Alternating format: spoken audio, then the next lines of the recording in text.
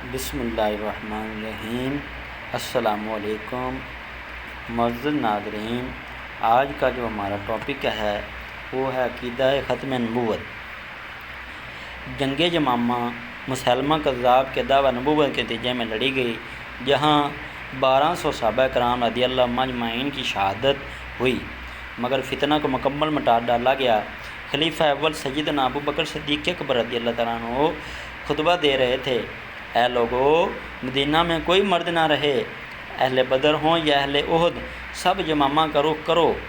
بھیگتی آنکھوں سے وہ دوبارہ بولے کہ اے لوگو، مدینہ میں کوئی نہ رہے، حتیٰ کہ جنگل کے درندے آئیں اور ابو بکر کو سیٹ کر لے جائیں۔ اللہ گواہ ہے کہ اگر حضرت علی مرتضیٰ رضی اللہ تعالیٰ عنہ حضرت سیدنا صدیق اکبر رضی اللہ تعالیٰ عنہ کو نہ روکتے تو وہ خود تلوار اٹھا کر یمامہ کا رخ کرتے۔ اے قوم، تمہیں پھر بھی ختم نبوت صلی اللہ علیہ وسلم کی اہمیت معلوم نہ ہوئی؟ 13,000 کے مقابلے میں بنو حنفیہ کے 70,000 جنگجو اسلحہ سے لیس کھڑے تھے۔ یہی وہی جنگ تھی جس کے متعلق اہل مدینہ کہتے ہیں: با خدا، ہم نے ایسی جنگ نہ کبھی پہلے دیکھی نہ کبھی بعد میں۔ اس سے پہلے جتنی جنگیں ہوئی، بدر، احد، خندق، خیبر، موتا وغیرہ، صرف 460 صحابہ کرام ساری جنگوں میں شہید ہوئے، ختم نبوت صلی اللہ علیہ وسلم کے دفاع میں شہید ہوئے۔ لیکن یہ وہ جنگ تھی جس میں 1200 صحابہ کرام کے جسم کٹے مقتل میں پڑے تھے اور سورج کی چمکتی شعاعیں ان کے قدموں کا بوسہ لیتی تھیں۔ اے قوم، تمہیں پھر بھی ختم نبوت صلی اللہ علیہ وسلم کی اہمیت معلوم نہ ہوئی؟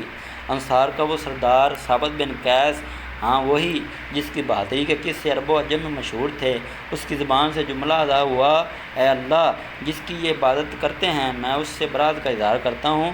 چشم فلک نے وہ منظر بھی دیکھا جب وہ اکیلا ہزاروں کے لشکر میں گھس گیا، اور اس وقت تک لڑتا رہا جب تک اس کے جسم پر کوئی ایسی جگہ نہ بچی جہاں شمشیر و سناں کا زخم نہ لگا ہو۔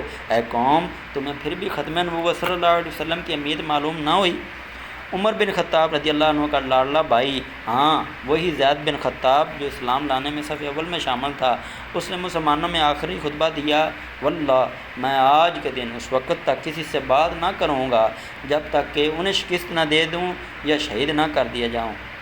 یہ وہی تھے جن کی شہادت نے مراد رسول صلی اللہ علیہ وسلم کو بھی رنجیدہ کر دیا۔ اے قوم، تمہیں پھر بھی ختم نبوت صلی اللہ علیہ وسلم کی اہمیت معلوم نہ ہوئی؟ وہ بنو حنفیہ کا باغ حدیقہ الرحمن کے نام سے جانا جاتا تھا، جس میں اتنا خون بہا کہ اسے حدیقۃ الموت کا نام دیا گیا۔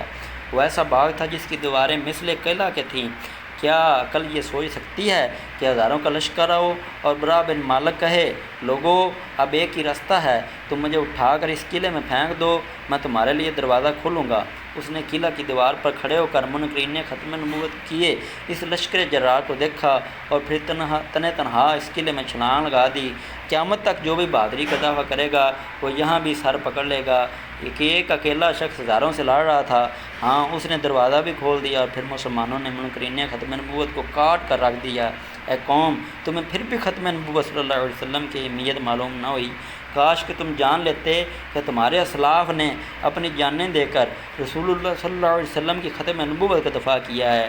کاش تمہیں یا رسول اللہ صلی اللہ علیہ وسلم کہتے ان صحابہ کے جذبوں کا علم ہوتا جو ایک مٹھی بھر جماعت کے ساتھ حد نکاح تک پھیلے لشکر سے ٹکرا گئے۔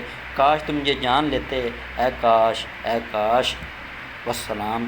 اللہ تعالیٰ ہمیں عقیدہ ختم نبوت پر اپنی جان قربان کرنے والوں میں منتخب کر کے ہماری جان آقا علیہ الصلوۃ والسلام کے اوپر سے وار دے اور ہمیں کامیاب انسان کر دے، نہ کہ دجالی فتنوں کے ہاتھ چڑھ کے اپنا ایمان بیچنے والوں میں شامل کر دے۔